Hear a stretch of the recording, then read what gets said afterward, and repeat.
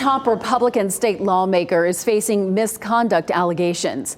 Representative Jason Sain recently announced he's stepping down. A new complaint filed with the state regulators and the IRS accuses him of being bankrolled by a politically connected nonprofit.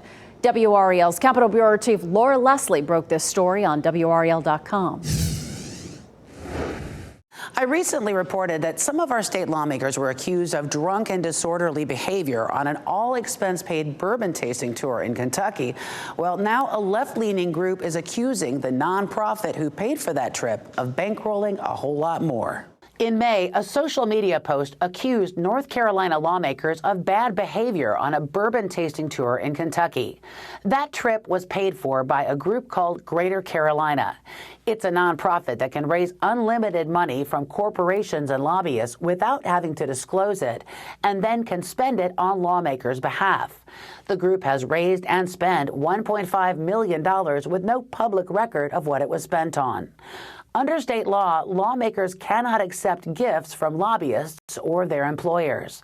The complaint says Greater Carolina is being used by corporate interests to get around the gift ban to funnel money to Representative Jason Sain, a powerful lawmaker.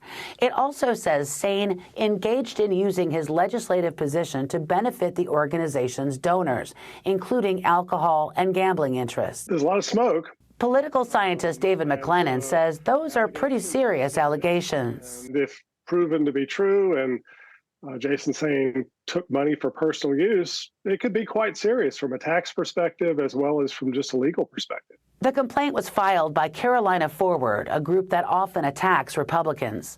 We asked Sain to respond to these claims. He did not answer our requests. Greater Carolina spokesman Jonathan Feltz declined to go on camera, but said, contrary to the allegations made by a partisan left-wing extremist political organization, Greater Carolina, Inc. has and will continue to operate in accordance with all laws and rules that govern these types of organizations. Laura Leslie, WRAL News, Raleigh.